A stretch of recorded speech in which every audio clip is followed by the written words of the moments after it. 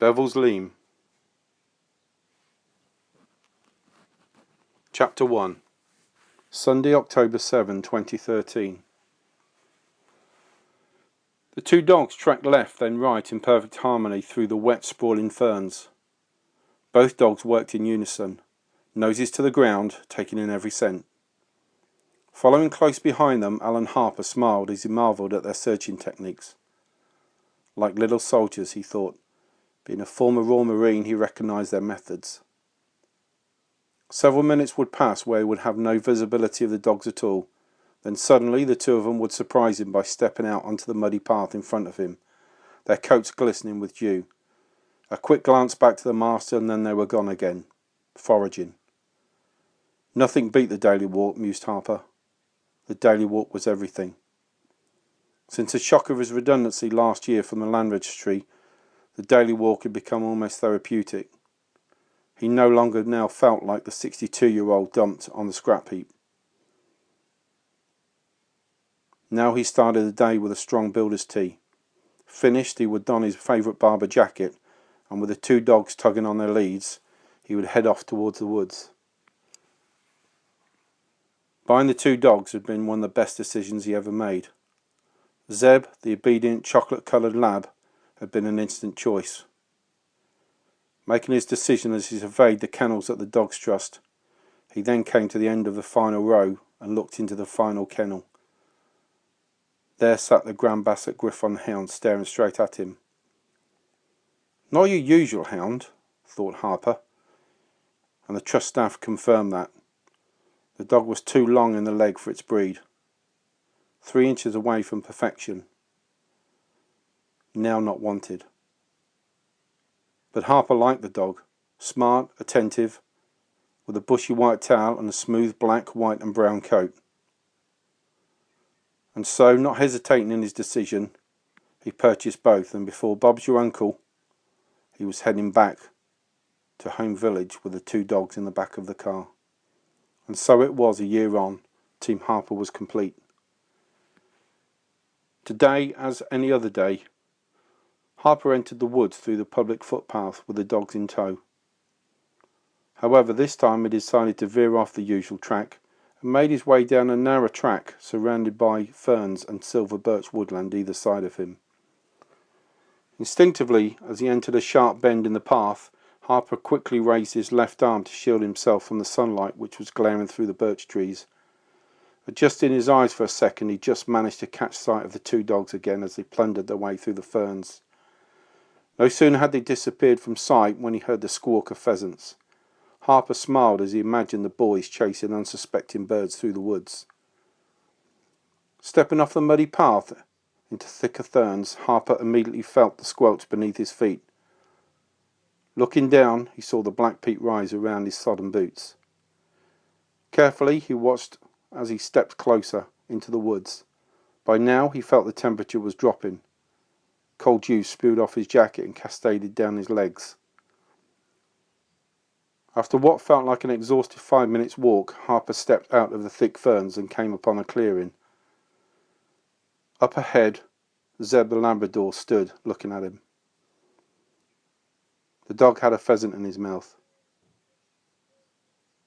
Seeing Harper, he dropped the bird. The bird splayed across the peaty floor. Harper moved forward and patted the dog's head. Good boy, Zeb. With no immediate signs of the hound, Harper scanned the horizon and put his eyes on squint mode. He thought he caught a glimpse of a bobbing white tail moving quickly side by side about 50 yards ahead to his right.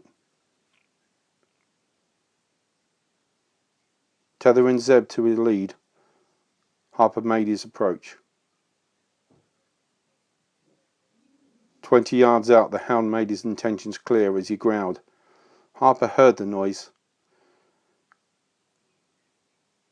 Careful not to distract, he moved forward. Easy, boy, said Harper as he stepped closer. The hound continued to frantically paw at the earth in front of him. Harper, noticing the peaty raised bog the dog was frantically tucking into,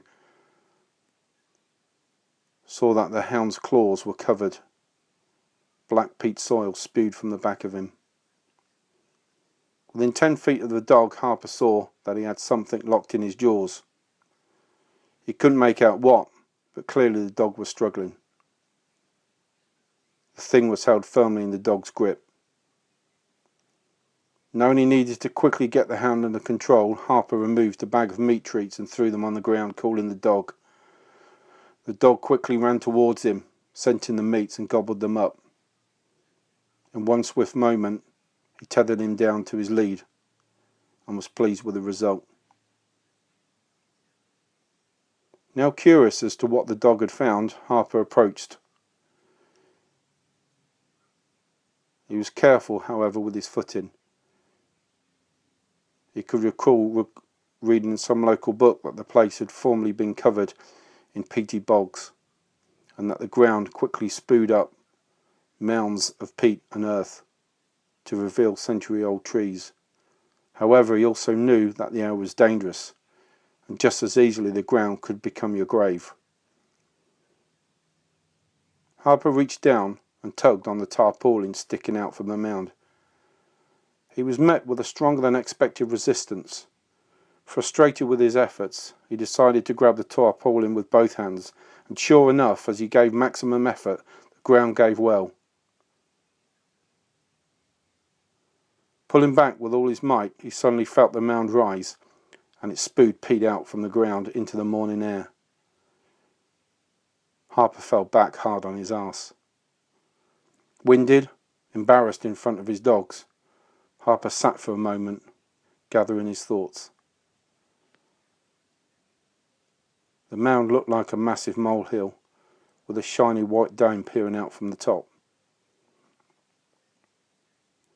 Wiping himself down with his wet, peat-riddled hands, Harper got up off the floor and moved towards the mound.